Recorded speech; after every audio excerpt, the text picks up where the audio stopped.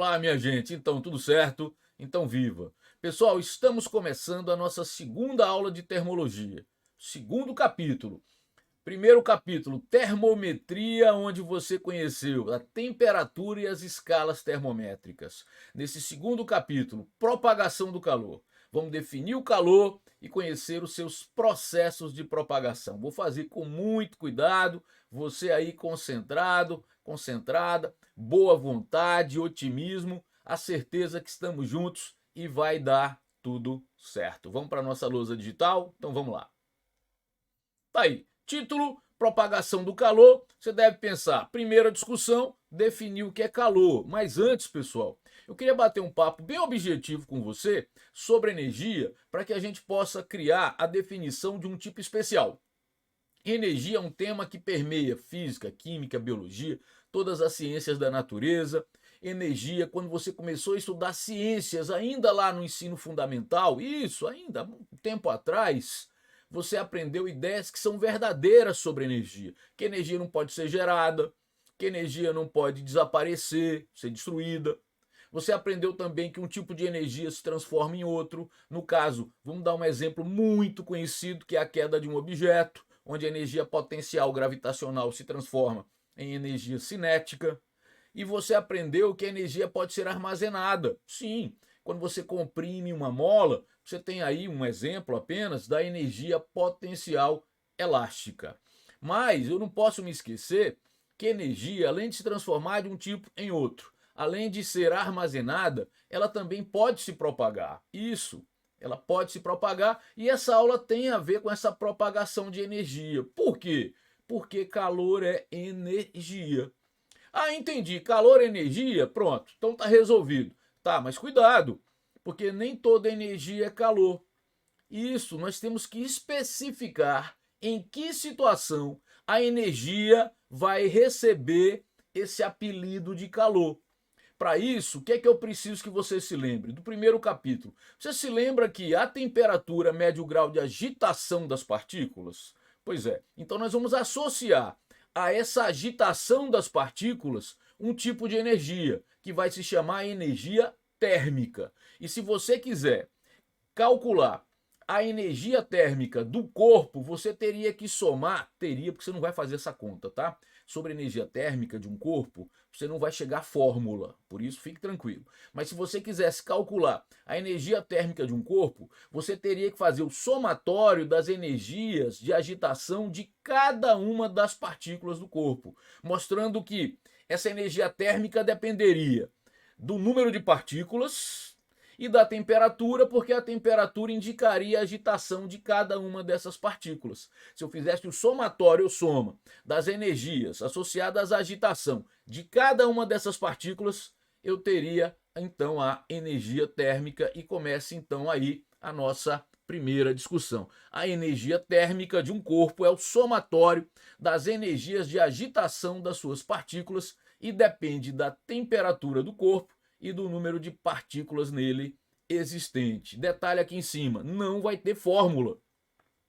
Se surgir alguma cobrança sobre as dependências da energia térmica, isso vai acontecer numa questão teórica, ok? Exemplo, dois corpos em equilíbrio térmico têm energias térmicas iguais. Falso, porque o equilíbrio térmico só garante igualdade de temperaturas. O corpo que tem o maior número de partículas, então, vai assumir uma maior energia térmica. Entende bem? Então, que alívio, não tem fórmula para calcular a energia térmica. Não, não tem fórmula para calcular a energia térmica, você não vai se preocupar com isso. Qualquer questão, repetindo, que cobre essa discussão vai envolver, a questão vai envolver uma discussão exclusivamente teórica. Ufa, é melhor assim, não é? Muito bem. Mas olha, se você colocar dois objetos, dois corpos quaisquer, em temperaturas diferentes, um encostado no outro, apenas como hipótese, você sabe que depois de um tempo, não importa quanto, esses corpos assumirão um equilíbrio térmico, estarão na mesma temperatura. Mas se você perceber, aquele corpo então que diminuiu de temperatura, ele tem uma menor energia térmica. Veja que a energia térmica está associada à temperatura. O corpo que aumentou de temperatura, porque se existe uma diferença de temperatura, no equilíbrio térmico alguém diminuiu de temperatura, alguém aumentou. O corpo que diminuiu de temperatura sofreu uma redução na sua energia térmica. O corpo que aumentou de temperatura tem uma energia térmica maior. Isso quer dizer que houve, escute, um trânsito de energia térmica do corpo de maior temperatura para o corpo de menor temperatura. E essa energia térmica, cuidado, exclusivamente quando esteve em trânsito, só quando esteve em trânsito você vai definir como calor. Então, o calor vai ser a energia térmica em trânsito, claro, trânsito esse provocado por uma diferença de temperatura, foco na lousa, vamos dar uma lida aí. Calor é energia térmica em trânsito de um corpo para outro ou de uma parte para outra parte do mesmo corpo, pode acontecer. Trânsito este provocado por uma diferença de temperaturas, aí está. Deu para entender? A energia térmica, então, é energia associada à agitação das partículas de um corpo, está vinculada a quem? A temperatura e ao número de partículas, sem fórmula. E calor é energia térmica, mas nem toda energia térmica é calor. Aquela história de quadrado e retângulo. Quadrado é retângulo, nem todo retângulo é quadrado. Para que o retângulo ganhe o status de quadrado, seus lados devem ser iguais. A mesma ideia aqui. Para que a energia térmica ganhe o status de calor, essa energia térmica deve estar em trânsito. Então, calor não pode ser contido, é um erro conceitual. Frases do gênero: calcule a quantidade de calor de um corpo, não pode. Para calor, você tem que associar verbos vinculados a trânsito. Então, perdeu, recebeu, transferiu, cedeu, aí funciona. Calor é energia térmica em trânsito provocado por uma diferença de temperatura. E eu vou acrescentar uma ideia e que ao longo dos capítulos você vai ganhando mais intimidade com ela, vou até ficar maior aqui. O sentido desse trânsito pode ser espontâneo e não espontâneo. Pois é. Quando o calor se propaga espontaneamente, aí necessariamente essa propagação vai acontecer, esse trânsito vai acontecer da maior para menor temperatura. Sim, mas espontaneamente. Então, calor espontaneamente se propaga da maior para menor temperatura. Mas muito cuidado, porque o calor também pode ter um sentido não espontâneo. Eu acho interessante, embora não seja o momento da gente conversar com mais detalhes sobre isso, que você já tem essa expectativa, que o calor pode sim se propagar de um corpo de menor temperatura para outro de maior temperatura. Claro que isso vai ser classificado como uma propagação não espontânea e no decorrer dos capítulos nós vamos conversando muito sobre isso, certo? Foco na lousa. Muito bem, tranquilo aí com esses dois títulos, com esses dois tópicos. Vamos então seguir. Bom, agora que você definiu o calor, é claro que é importante você entender quais são os processos assumidos por ele enquanto se propaga. Isso aqui em cima. E são 3 processos de propagação. Quais são seus nomes? Condução, convecção, irradiação ou irradiação. Então, o calor é energia térmica em trânsito provocado por uma diferença de temperatura. Espontaneamente, o calor se propaga da maior para a menor temperatura por 3 processos possíveis: condução, convecção, radiação ou irradiação. Nós vamos conversar com detalhe sobre cada um deles. Combinado? Então, foco na lousa. Tá aí o primeiro processo, a condução térmica. Gente, eu vou começar com um exemplo muito manjado, que é esse aqui. Você segurando uma barra de ferro numa extremidade e a outra extremidade próximo da chama de uma vela. Com o passar do tempo, você nota que a extremidade que você está segurando vai aumentando de temperatura. Mas veja, se aumenta de temperatura, aumenta a energia associada à agitação das partículas. Isso quer dizer que tem energia se propagando ao longo da barra.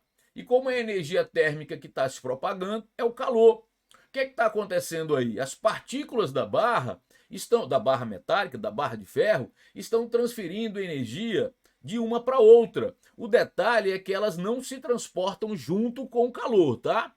A condução se caracteriza exatamente por esse detalhe.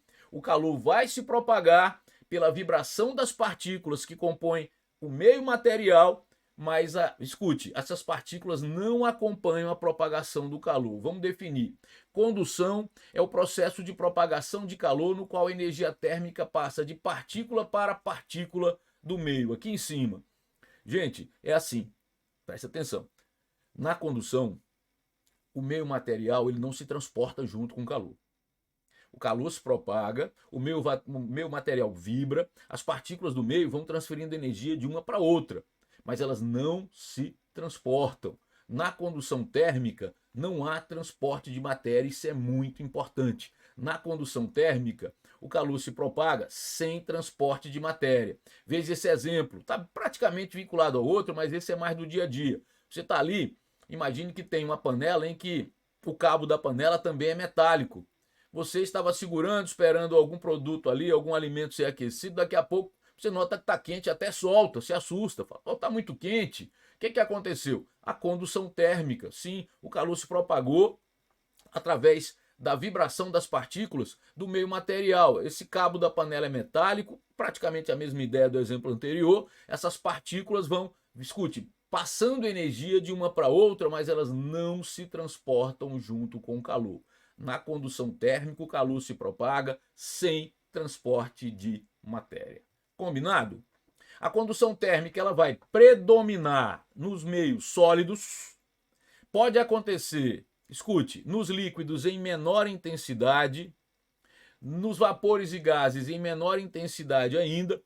E claro, ela não acontecerá no vácuo. Por que ela não acontece no vácuo? Porque a condução térmica precisa que o meio material vibre para que o calor seja, escute, para que o calor se propague e, claro, as partículas do meio é que vão fazendo com que essa energia passe de uma para outra. Então a condução térmica não acontecerá no vácuo, certo? Então, de novo, a condução térmica predomina nos sólidos, pode acontecer nos líquidos, gases e vapores em menor intensidade. Vamos chamar líquidos, vapores e gases de fluidos? Então a condução térmica predomina nos sólidos, acontece nos fluidos em menor intensidade e jamais acontecerá no vácuo. Foco aí na lousa. A condução térmica predomina nos sólidos, acontece também nos fluidos, quem são? Líquidos, vapores e gases em menor intensidade e não acontece no vácuo, porque a condução térmica se fundamenta na vibração das partículas de um meio material e é assim que essa energia passa de partícula para partícula. Combinado? Esse ritmo tá legal? Muito bem. Mas, Wendel, a condução térmica ela predomina nos sólidos, então todo material sólido favorece a condução térmica? Não, não, não. É assim, tem material que favorece a condução térmica, que facilita a condução térmica, e tem material que dificulta.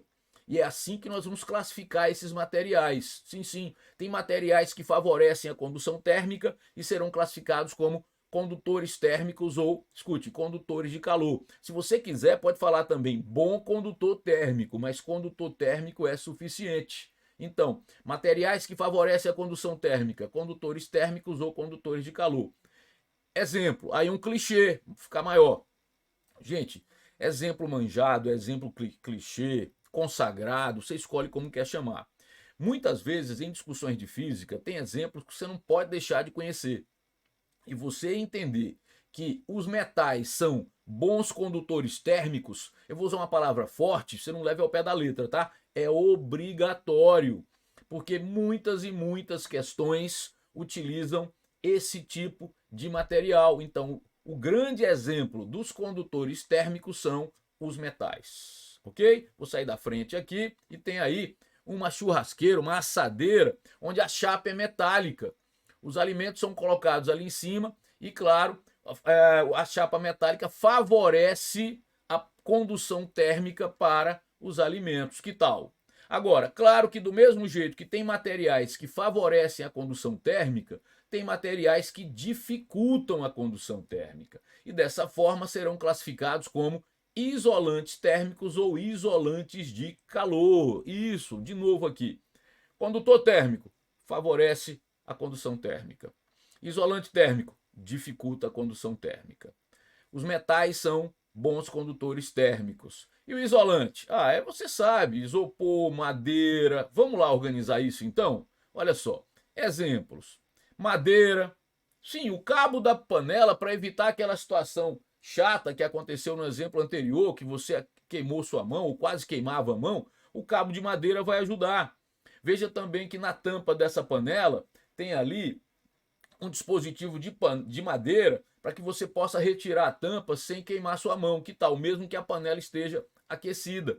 A madeira é um bom exemplo de isolante térmico. Isopor, esse é mais velho que a fome, todo mundo sabe. Olha aí, uma caixa de isopor onde você pode manter ali num intervalo de tempo maior alimentos que estão numa temperatura diferente da temperatura do ambiente.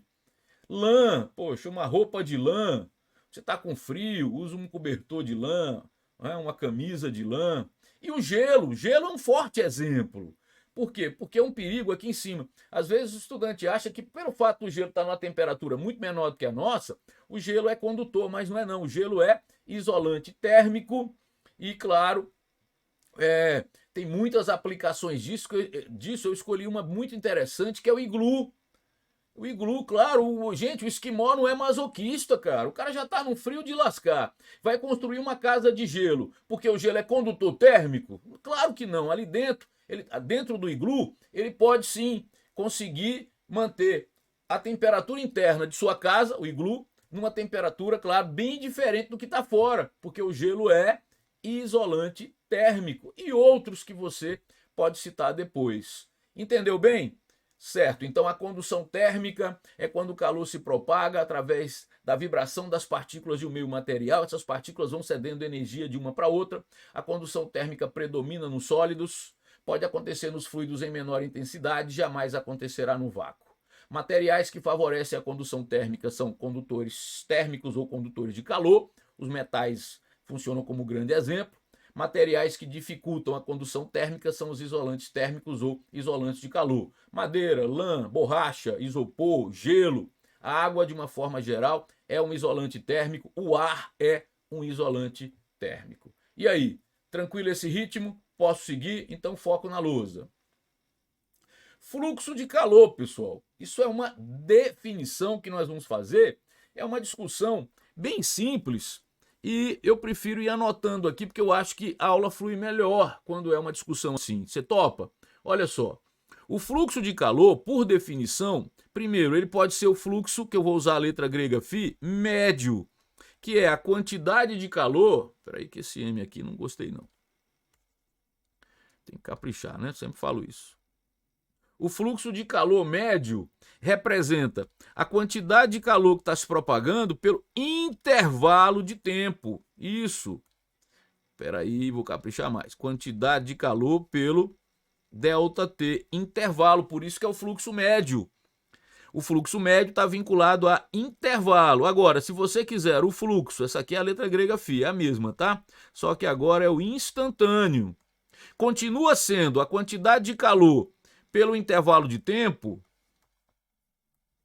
só que para você sair de uma grandeza média para instantânea, esse intervalo de tempo tem que ser muito pequeno, ele não pode ser zero porque o tempo não para. Então eu uso um recurso da matemática que diz que é o limite de ΔT tendendo a zero. Mas eu vou aparecer aqui antes que você se assuste. Esse cálculo de limite não é assunto de ensino médio. Fique tranquilo. Você não estuda limites, é um tipo de matemática no ensino médio. O que está aí é para você entender a diferença de médio para instantâneo, que no caso do instantâneo esse ΔT tende a zero. Você não vai fazer a conta de limite, certo? Paciência, devagarzinho. Agora, quando uma grandeza instantânea permanece constante, a abreviação de constante CTE, eu uso muito isso, tá? Quando ela permanece constante, qualquer grandeza que seja uma taxa de variação com o tempo, quando essa grandeza instantânea é constante, ela coincide, peraí, essa grandeza instantânea, ela coincide com a média. Então, se eu considerar uma situação em que o fluxo de calor instantâneo não muda, ele é constante, o fluxo de calor instantâneo fica igual ao médio, e eu posso chamar só de fluxo de calor e calcular como? Limite eu não sei, venho para cá. O calor pelo intervalo de tempo. E é isso que nós vamos usar. Olha que notícia boa. Nós vamos trabalhar sempre com fluxo de calor instantâneo constante, tanto que nós vamos até inventar um nome para essa situação, tá? Regime estacionário. Deixa eu escrever aqui embaixo que tem mais espaço. Regime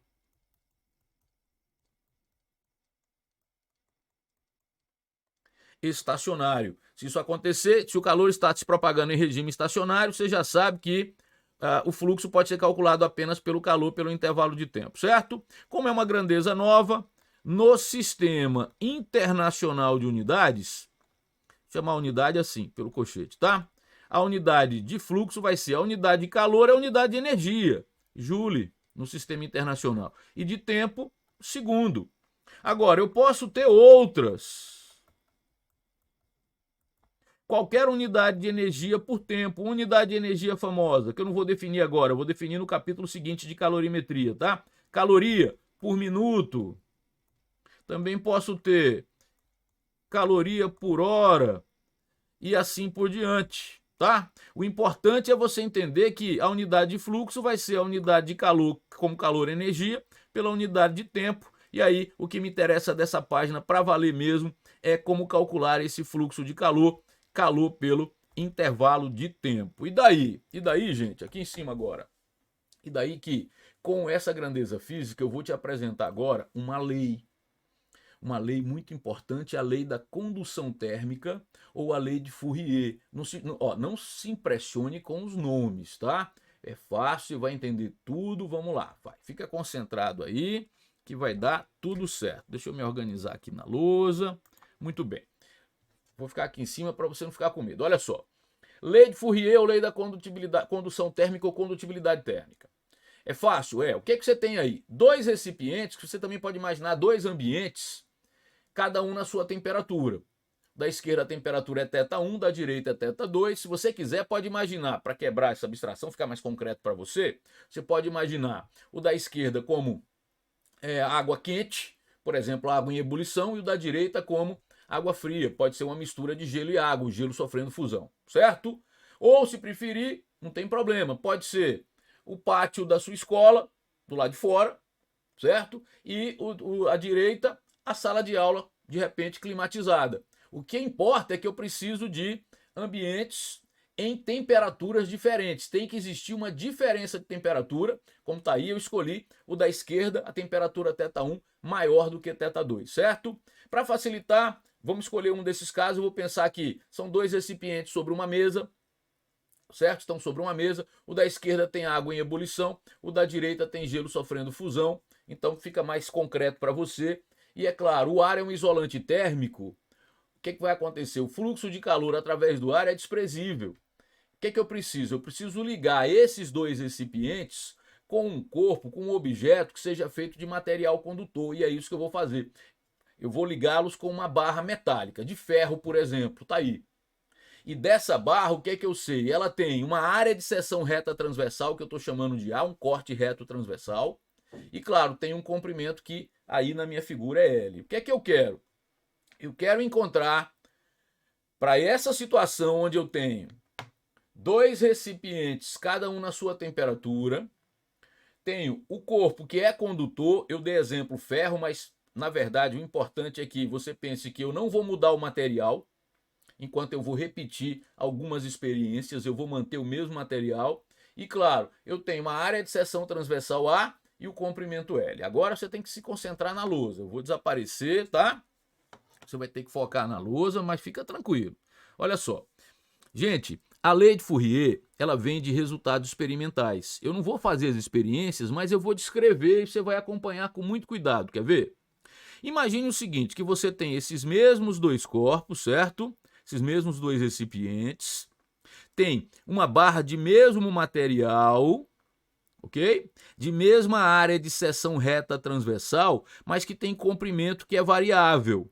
O que é que se comprova experimentalmente? Que quando você dobra o comprimento, o fluxo de calor que vai acontecer aqui, né? Aqui, ó, esse fluxo, o calor tem esse sentido, certo? O fluxo de calor que vai ser da maior para menor temperatura, porque é espontâneo, esse fluxo de calor, quando você, escuta, mantém a diferença de temperatura, mantém o material de que é feito esse corpo, mantém a área da seção transversal, mas quando dobra o comprimento ou espessura, o fluxo de calor se divide por 2. Quando triplica esse comprimento, o fluxo se divide por 3. Ou seja, o fluxo é inversamente proporcional ao comprimento. Mas para quem como constantes, pessoal, é muito importante em equações que derivam de resultados experimentais, você saber quando cria proporção quem foram constantes para esse resultado. Quem não mudou? O material de que é feito o corpo, a área de seção reta transversal e a diferença de temperatura. Eu mantive então a mesma diferença de temperatura, a área, o material e quando dobrei o comprimento se dividia por 2 o fluxo, triplicava o comprimento, o fluxo se dividia por 3, concluí que o fluxo é inversamente proporcional ao comprimento, certo? Mas continua, veja só. Agora eu vou manter o comprimento constante, vou manter a diferença de temperatura constante, o material de que é feito o corpo constante, mas vou variar a área da seção transversal. Eu vou usar uma barra com a seção transversal que é o dobro. E o que é que se comprova experimentalmente? Que o fluxo de calor dobra. Quando eu triplico a área da seção transversal, o fluxo de calor triplica. Então o fluxo de calor é diretamente proporcional a essa área. Aqui em cima, pessoal, em cada experiência que eu estou descrevendo, eu não estou fazendo, mas estou descrevendo, você tem que pensar em quem não mudou. Na primeira, a mesma diferença de temperatura, a mesma área, o mesmo material, constantes. Variáveis, o fluxo e o comprimento. Na segunda, a mesma diferença de temperatura, o mesmo comprimento, o mesmo material, constantes. E as variáveis, o fluxo e a área. Na primeira eu concluí que o fluxo é inversamente proporcional ao comprimento. Na segunda, o fluxo é diretamente proporcional à área. Numa terceira e última experiência, eu vou manter o mesmo objeto aqui. Então é o mesmo material, a mesma área, o mesmo comprimento, e eu vou variar a diferença de temperatura, que é a maior menos a menor. E o que é que se comprova? Que quando você dobra a diferença de temperatura, o fluxo de calor dobra. Quando triplica a diferença de temperatura, o fluxo de calor triplica. Então, o fluxo de calor é diretamente proporcional à diferença de temperatura. Eu, particularmente, não gosto de falar variação. Eu prefiro diferença. Porque, assim, variação é quando você tem o mesmo lugar em tempos diferentes, inicial e final. Então, se você entra numa sala e liga o ar-condicionado, um tempo depois você pode dizer que houve uma variação de temperatura. Você está no mesmo ambiente em 2 instantes diferentes. Agora, a temperatura da sala climatizada é diferente da temperatura do pátio no mesmo instante. Então, entre a sala e o pátio existe uma diferença de temperatura. Eu prefiro essa nomenclatura. Eu prefiro falar, quando você tem no mesmo instante 2 lugares diferentes, eu prefiro diferença de temperatura. E quando é o mesmo lugar em 2 instantes diferentes, eu prefiro variação de temperatura. Porém, se você encontrar algum tipo de discussão chamando isso aí de variação de temperatura, é uma questão de nomenclatura. Eu prefiro chamar de diferença de temperatura, certo? Então o que é que você concluiu? Nessa experiência, quem foram as constantes? Na primeira, onde o fluxo foi inversamente proporcional ao comprimento, as constantes foram, o material, a área e a diferença de temperatura. Na segunda, quando você concluiu que o fluxo é diretamente proporcional à área, quem foram as constantes? O material, o comprimento e a diferença de temperatura. Tem que sempre identificar quem são as constantes. Na terceira e última, a diferença de temperatura e o fluxo são as variáveis e as constantes foram o material, a área e o comprimento. Você encontrou 3 proporções e quer sair dessas proporções e chegar numa igualdade. Pode, a matemática permite, desde que você insira uma constante. Constante essa que está vinculada a quem não mudou em nenhuma das 3 experiências. Quem não mudou? Quem fez sempre papel de constante para qualquer uma das 3 discussões? O material? Então essa constante tem a ver com o material, eu vou representar pela letra K, daqui a pouco a gente inventa o nome, certo? Então o fluxo de calor será diretamente proporcional à área da seção reta transversal, diretamente proporcional à diferença de temperatura, e inversamente proporcional, caprichar um pouco mais aqui, diferença de temperatura e inversamente proporcional ao comprimento ou espessura. É isso aqui que nós chamamos de lei de Fourier, e essa constante K, eu acho que eu escondi aqui, isso, para não perder tempo escrevendo, essa constante K vai ser chamada de, aqui, coeficiente de condutibilidade térmica, claro que está vinculada ao material de que é feito o corpo. Então a lei de Fourier garante que o fluxo de calor em regime estacionário, é constante, tá? Certo, em regime estacionário.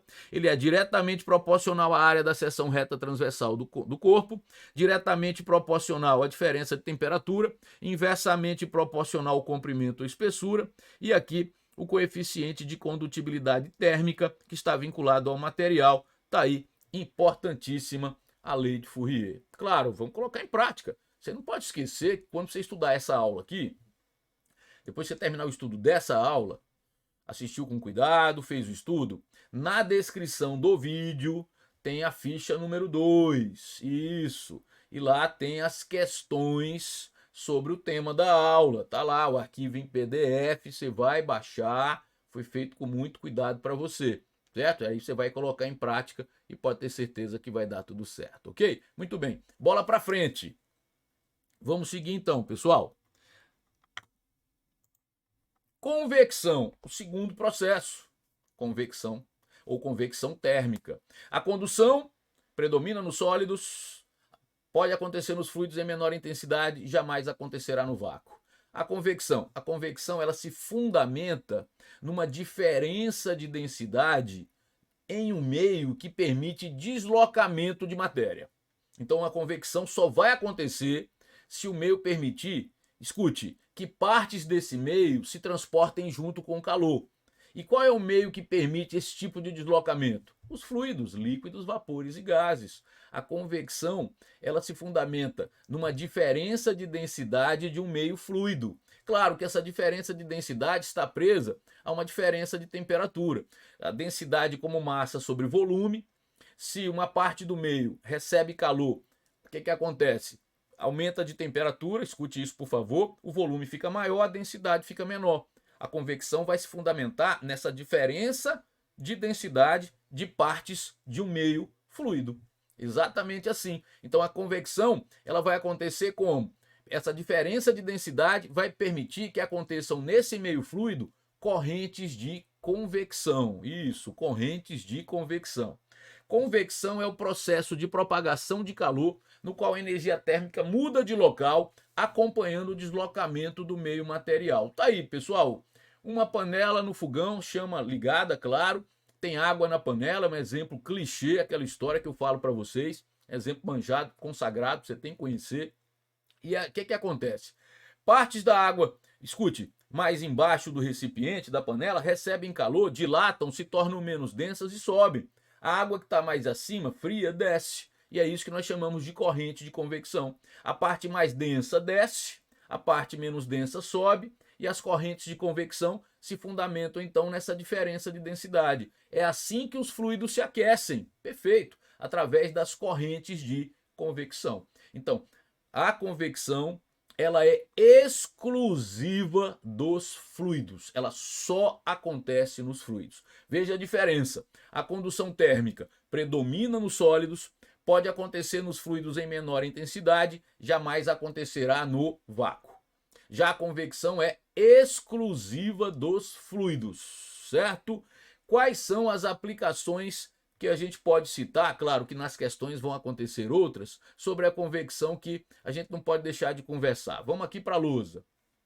Então, ó, eu anotei para você aqui que os fluidos são líquidos, gases e vapores, tá bom? Você já sabia, eu comentei com você, mas preferi anotar. Vamos lá. Geladeira. Isso. O congelador fica em cima, o ar, escute, em contato com as paredes do congelador, ele perde calor, se torna mais denso, desce, as grades vazadas da geladeira, do refrigerador, permite que esse ar vá descendo, ok? É aquecido pelos alimentos, recebe calor dos alimentos que estão sendo refrigerados, se torna menos denso e sobe. É assim que acontece a climatização no interior de uma geladeira. A outra parte da geladeira, que aí é importantíssima, nós vamos estudar em termodinâmica, que envolve, sem dúvida, o fluido refrigerante.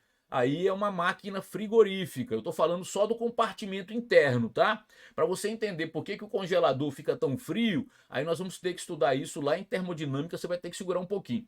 Aqui eu estou falando das correntes de convecção, e aí sim, você tem a parte interna da geladeira, o ar frio desce, o ar quente sobe, as grades vazadas da geladeira permitem que as correntes de convecção aconteçam. Evidente, se a geladeira estiver muito cheia, Isso dificulta as correntes de convecção, a eficiência da geladeira diminui. Ficar abrindo a porta da geladeira sem motivo, é até a mania, eu sei, você vai na cozinha, tá dando uma escapada do estudo, vai lá na cozinha, abre a porta e fecha, nem pegou nada. Pois é, mas aí o ar se renova, dificulta as correntes de convecção, diminui a eficiência da geladeira, gasta mais energia, você vai ver isso, o compressor vai ter que ficar ligado mais tempo. Esse compressor é um dispositivo que nós vamos conhecer lá em termodinâmica, certo? Muito bem. Outra aplicação muito importante, a brisa. Essa brisa pode ser marítima ou terrestre, eu vou te explicar com muito cuidado, vou sair de cena.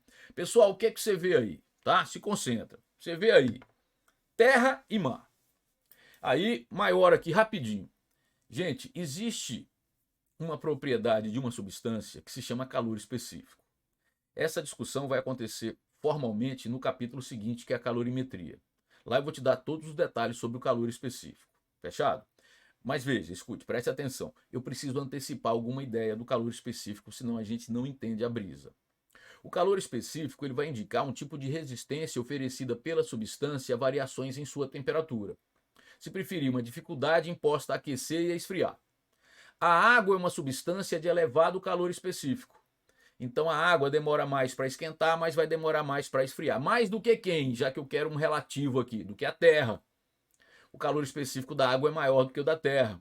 Então, mesmo recebendo a mesma quantidade de calor, a água demora mais para esquentar e também vai demorar mais para esfriar, certo? Então qual é o processo? Durante o dia, eu vou dar uma geral, depois a gente foca nas figuras. Durante o dia, como a água demora mais para esquentar, a terra esquenta mais rápido, você tem a terra quente e a água fria.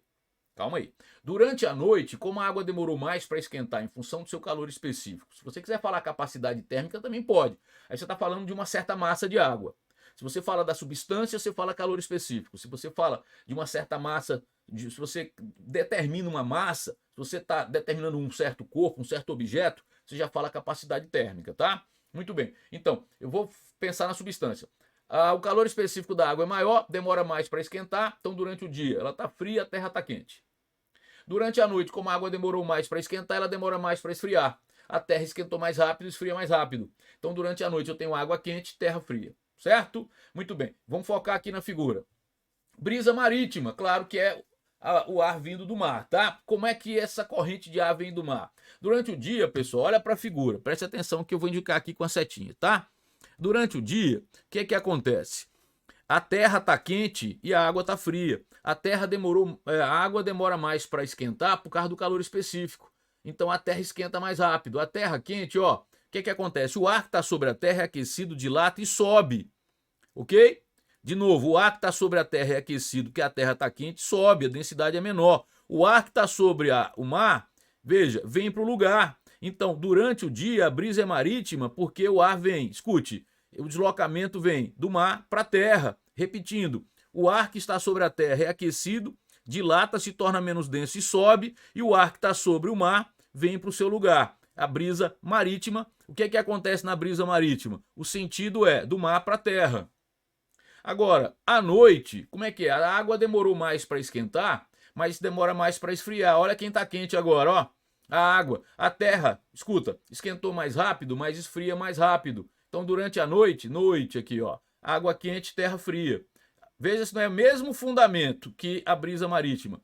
O ar que está sobre a água, como a água está quente, ele recebe calor, dilata, se torna menos denso, sobe. O ar que está sobre a terra vai para o seu lugar. Por isso que, durante a noite, a brisa é terrestre, porque o sentido é da terra para o mar. A brisa, sem medo algum, olha para mim aqui em cima, é um grande exemplo da convecção térmica. A brisa se fundamenta na convecção térmica. Está aí um exemplo muito importante. Combinado? Muito bem. Pessoal, nenhum dos dois primeiros processos, nenhum deles pode acontecer no vácuo.